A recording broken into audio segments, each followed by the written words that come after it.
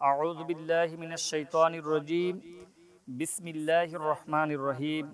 ইয়া আইয়ুহাল্লাযীনা আমানু তুবু ইলাল্লাহি তাওবাতান নাসুহা।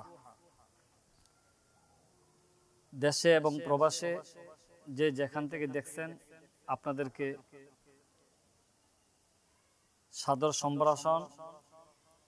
আমাদের এই বাংলাদেশের রক্তিম সূর্যকে আনার জন্য যারা যুগে যুগে রক্ত দিয়েছেন সেই শহীদদের রুহের মাগফিরাত কামনা করছি। আমি আজকে আপনাদের সামনে সংক্ষিপ্ত তাওবা সম্পর্কে কয়েকটি কথা বলবো। তাওবা শব্দের অর্থ হলো অনুশোচনা করা, তাওবা শব্দের অর্থ হলো ফিরে থাকা, তাওবা শব্দের অর্থ লজ্জিত হওয়া। পরিভাষায় গুনাহের জন্য আল্লাহর নিকট লজ্জিত হয়ে পুনরায় গুনাহ পাপ না করার জন্য নিজেকে দৃঢ় প্রতিজ্ঞাবদ্ধ করাকে তাওবা বলে। তাওবা আল্লাহ সুবহানাহু ওয়া তাআলা তাওবার দরজাকে খুলে দিয়েছেন। বান্দা যখন কোনো ভুল করে অনুশোচনার জন্য আল্লাহর কাছে ফিরে আসে, আল্লাহ রাব্বুল আলামিন তার তাওবাকে কবুল করে নেন। আল্লাহ রাব্বুল আলামিন কালামে হাকিমের মধ্যে ঘোষণা করেছেন, ইয়া আইয়ুহাল্লাযীনা আমানু তুবু ইলাল্লাহি তাওবাতান নাসুহা। আল্লাহ পাক বলেছেন, হে ঈমানদাররা যারা ঈমান এনেছো, তোমরা খাঁটি দিলে তাওবা করো, তাওবায়ে নাসুহা করো। তাওবায়ে নাসুহা করার জন্য আল্লাহ পাক আদেশ করেছেন, যারা তাওবা করবে, তাওবা করার পরে আল্লাহ পাক বান্দার গুনাহগুলোকে ক্ষমা করে দিবে।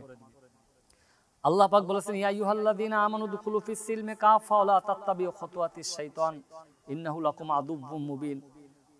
অন্য আয়াতের মধ্যে আল্লাহ পাক বলেন, হে ঈমানদাররা তোমরা পরিপূর্ণভাবে ইসলামের মধ্যে দাখিল হও, শয়তানের পদাঙ্ক অনুসরণ করিও না, নিশ্চয়ই শয়তান তোমাদের প্রকাশ্য শত্রু।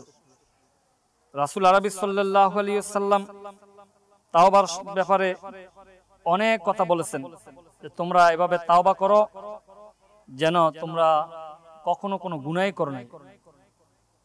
তাওবাকে এভাবে তাওবা করতে হবে, খালেস দিলে তাওবা করতে হবে। আল্লাহর কাছে যখন কোনো বান্দা তাওবা করে, আত-তাইয়িবু মিনাজ যামবি কামান লা যামবা লাহু, রাসূল বলেন ওই ব্যক্তির গুনাহগুলোকে এভাবে ক্ষমা করে দেওয়া হয় যেন ওই ব্যক্তি কোনো গুনাহই করে নাই।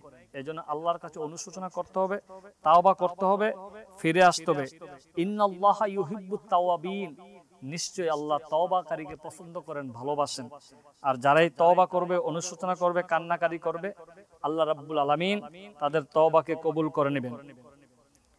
আল্লাহ রাব্বুল আলামিন ওই বান্দার গুনাহগুলোকে ক্ষমা করে দেন যেই বান্দা তওবা করে, অনুশোচনা করে।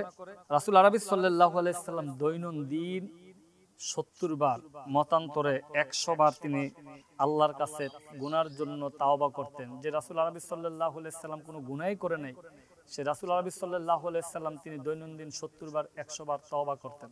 কেন? উম্মতি মুহাম্মদীকে শিক্ষা দেওয়ার জন্য। এজন্য বেশি বেশি করে তাওবা যারা করবে, আল্লাহ রাব্বুল আলামিন দুনিয়ায় তাদের জন্য পুরস্কৃত করবেন এবং পরকালে তাদের জন্য জান্নাতের ঘর খুলে দিবেন। এজন্য বেশি বেশি করে আল্লাহর কাছে তাওবা করতে হবে।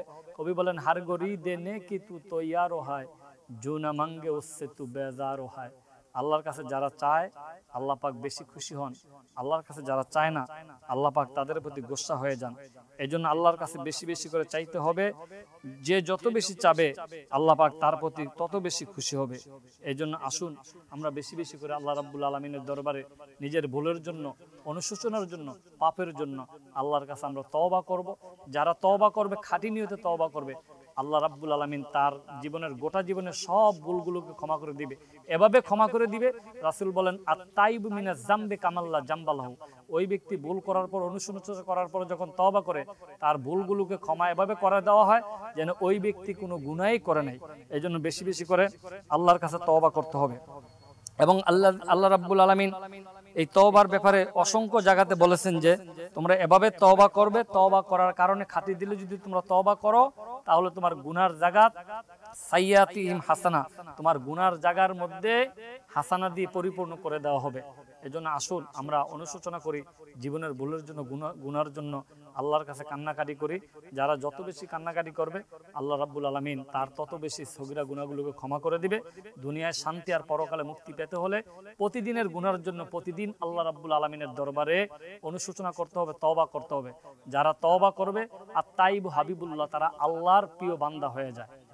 আসুন আমরা বেশি বেশি করে আল্লাহর কাছে তওবা করি, দুনিয়ায় শান্তি আর পরকালে মুক্তি পাবো। এই জন্য আসুন সকলে মিলে তওবা করি। হাযা মা ইনদি ওয়াল ইলমু ইনদাল্লাহ, আলাইহি তাওয়াক্কালতু ওয়া ইলাইহি উনীব। আসসালামু আলাইকুম ওয়া রাহমাতুল্লাহ।